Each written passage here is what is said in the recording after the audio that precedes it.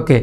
ఆంధ్రప్రదేశ్ మాజీ ముఖ్యమంత్రి జగన్మోహన్ రెడ్డి లోటస్ పాండ్లో ఉన్నటువంటి తన నివాసానికి అక్రమంగా కట్టడాలు జరిగాయి అని ఉద్దేశంతో తెలంగాణ ప్రభుత్వం, తెలంగాణకు చెందినటువంటి కొంతమంది అధికారులు అక్కడ ఉన్నటువంటి సెక్యూరిటీ గ్రిడ్ని తొలగించినటువంటి నేపథ్యంలో రాజకీయం చేసేందుకు ప్రయత్నం చేశారు అంటూ తొలుత కొన్ని వార్తలు వచ్చాయి. తరువాత రేవంత్ రెడ్డి జగన్మోహన్ రెడ్డికి భయపడ్డాడు.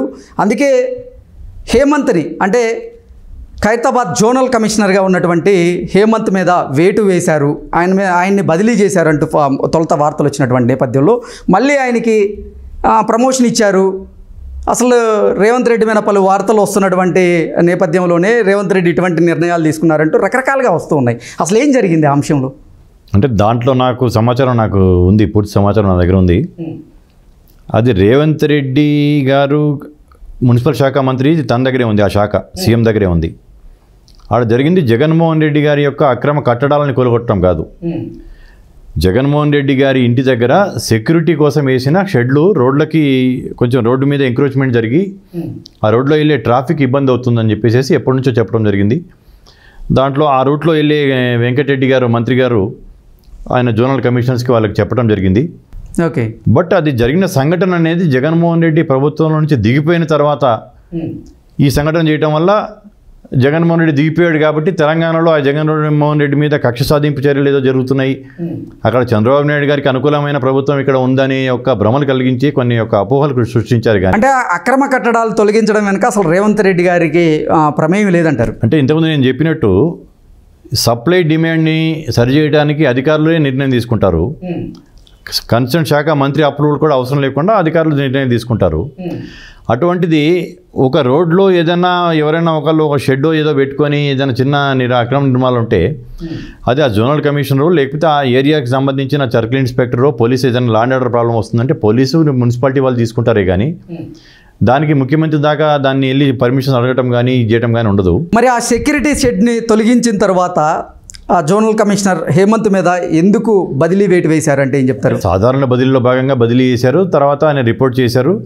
తర్వాత ఆయనకి డ్యూగా రావాల్సిన మళ్ళీ పోస్టింగ్ ఇచ్చారు.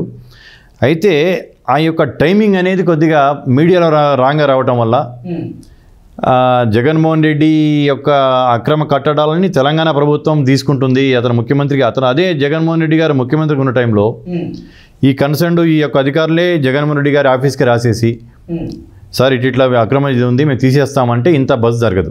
ఓకే. ఇంత దాని మీద చర్చ జరగదు. ముఖ్యమంత్రిగా ఉన్నప్పుడు ఈ అక్రమంగా రోడ్డు మీదకి జరిగి ఉన్నారు. ఇప్పుడు మనం వెళ్తుంటే మీరు రోడ్లో వస్తుంటే కూడా కొన్ని ఇళ్ళు, కొన్ని రోడ్ల మీద సెక్యూరిటీ గార్డులు కొన్ని జరిగి ఉంటాయి. దాదాపు ఇప్పుడు మంత్రులందరి ఇళ్ళ ముందు కూడా అట్లాగే జరుగుతాయి. దానివల్ల ట్రాఫిక్ ఇబ్బంది అయింది. కొన్ని షెడ్లు వేసుకున్నారు. ఇప్పుడు జగన్మోహన్ రెడ్డిని తీసుకొచ్చి ఇప్పుడు లోటస్ పాండ్లో నిలబెట్టకుండా రోడ్డు మీద నిలబెట్టలా. జగన్మోహన్ రెడ్డి దగ్గర పనిచేసే సెక్యూరిటీ సిబ్బంది మహా అయితే వాళ్ళకి ఆ షెడ్డు లేకుండా పోయింది, వాళ్ళు కొంచెం లోపల కూర్చుంటారు, లేకపోతే దాన్ని గొడుగులు పట్టుకొని కూర్చుంటారు. అది దాన్ని రాజకీయంగా మలుచుకోవడానికి చేసిన మీడియాలో ఒక సెక్షన్స్ పని చేయటం వల్ల అక్కడ జగన్మోహన్ రెడ్డి దిగిపోయినాక తెలంగాణలో జగన్మోహన్ రెడ్డి మీద కక్ష సాధింపు చేస్తున్నారనేది అది ఒక ఆందోళన కలిగించే దాంట్లో చేయటం వల్ల ఇంత అతెందుకు చేసుకుంటే మామూలుగా నోటీస్ ఇచ్చి తీసుకోవాలి, కానీ నోటీసులు కూడా ఇవ్వకుండా దాన్ని ఏదో బుల్డోజర్లు తీసుకెళ్ళి ఆ జేసీబీలు తీసుకెళ్ళి చేయాల్సిన ఆస్తి చేశాడు. కాబట్టి డిపార్ట్మెంట్ పరంగా అతన్ని అక్కడి నుంచి ట్రాన్స్ఫర్ చేయడం జరిగింది. తర్వాత అతనికి డ్యూగా రావాల్సిన పోస్టింగ్ ఇవ్వడం జరిగింది. దానికి ప్రమోషన్ ఇవ్వడం కాదు, ఏం కాదు. అంటే అక్రమంగా నిర్మించినటువంటి ఆ సెక్యూరిటీ షెడ్ ఏదైతే ఉందో దాన్ని తొలగించడం పట్ల తెలంగాణకి చెందినటువంటి ఒక మంత్రి, ఆ సర్టెన్ అధికారి మీద, అలాగే ఇంకో మంత్రి మీద కూడా సీరియస్ అయినట్లుగా కొన్ని వార్తలు అయితే వస్తున్నాయి. దాని మీద మీ స్పందన ఏంటి సార్? అంటే దాన్ని కూడా నాకు ఆ సమాచారం లేదు, ఆ మంత్రి చెప్పారో లేదు కానీ, బట్ కోమటిరెడ్డి వెంకటరెడ్డి గారు వాళ్ళ ఇంటికి వెళ్ళే రూట్ అది కాబట్టి వెంకటరెడ్డి గారు చెప్పుంటారు, వెంకటరెడ్డి గారు ఒత్తిడి చేశాడు అని చెప్పేసి దాని మీద అన్నారే కానీ దాని మీద అంతకంటే నాకు సమాచారం లేదు. అది చాలా చిన్న, అంటే జగన్మోహన్ రెడ్డికి అలాగే వైఎస్ రాజశేఖర రెడ్డి కుటుంబానికి అత్యంత సన్నిహితుడు వెంకటరెడ్డి, ఆయన ఎందుకు చెప్తారు అనేటువంటి వార్తలు కూడా కొన్ని వచ్చాయి. మరో మంత్రి హస్తం ఉంది ఈ తొలగించడం వెనక, అది తెలుసుకున్నటువంటి తెలంగాణకి చెందిన మరో మంత్రి అతని మీద సీరియస్ అయినట్లుగా రకరకాలుగా వార్తలు రాశారు. ఇవన్నీ నిరాధారమైన ఆరోపణలు. వెంకటరెడ్డి గారి యొక్క ఇంటికి వెళ్ళే మార్గంలో ఇది ఉంది కాబట్టి ఆయన చెప్పుంటాడేమో, ఏంటయ్యా ఎంక్రోచ్ అయిపోయి మాకు ట్రాఫిక్ ఇబ్బంది అవుతుంది నేను వెళ్తుంటే, కాన్వాయ్ వెళ్తుంటే ఆయన చెప్పుంటారేమో కానీ దానికి ఇంకో మంత్రి ఇన్వాల్వ్ కావటము, ఇంకొక మంత్రి ఆపమంటాము, ఒక మంత్రి చేయమంటాము, ఇదంతా అంత పెద్ద సంఘటన కాదు అది. రోడ్డు మీద జరిగిందని తీసేశారు అంతే, చాలా చిన్న సంఘటన అది. అంతకుమించి దాన్ని మనం పెద్దగా చూడాల్సిన అవసరం లేదు. అదే చెప్తున్నాను, అదే జగన్మోహన్ రెడ్డి గారు ముఖ్యమంత్రిగా ఉన్నప్పుడే తీసుంటే ఇంత చర్చ జరిగేది కాదు.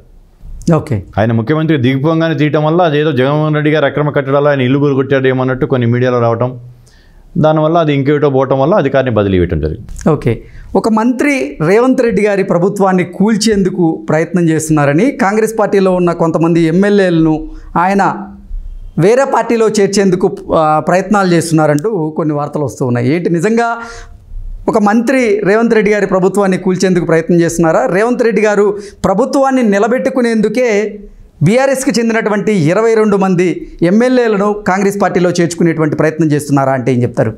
అంటే ఇంతకుముందు చెప్పడం జరిగింది నేను మీకు, టోటల్ మంత్రివర్గం అందరూ ముఖ్యమంత్రి గారు నాయకత్వంలో పనిచేస్తున్నారు, చాలా మంచి పనులు చేస్తున్నారు, ప్రజలకి చాలా అందుబాటులో ఉంటున్నారు. ఈ ప్రభుత్వం నిక్షేపంగా 5 సంవత్సరాలు పూర్తి చేసుకుంటుంది. కలిసికట్టుగా ఎలక్షన్లోకి వెళ్తాం. నెక్స్ట్ ప్రభుత్వం కూడా కాంగ్రెస్ పార్టీదే, ఎందుకంటే బీఆర్ఎస్ ఉనికి అంటూ 5 ఏళ్లలో వాళ్ళ ఉనికి కాల్పాడుకోవటం అనేది వాళ్ళ జరగదు. కాబట్టి నెక్స్ట్ కూడా మాదే ఉంటుంది. ఈ లోపు ఎటువంటి ఇది లేదు, 5 సంవత్సరాలు పూర్తిగా కాంగ్రెస్ ప్రభుత్వం ముఖ్యమంత్రి రేవంత్ రెడ్డి గారి నాయకత్వంలో ప్రభుత్వం పూర్తి చేసుకుంటుంది. ఇవన్నీ ఆ మంత్రి చేస్తున్నాడు, ఈ మంత్రి చేస్తున్నాడు అని అందరు మంత్రులు ముఖ్యమంత్రి గారితో సమన్వయం చేసి పనిచేస్తున్నారు.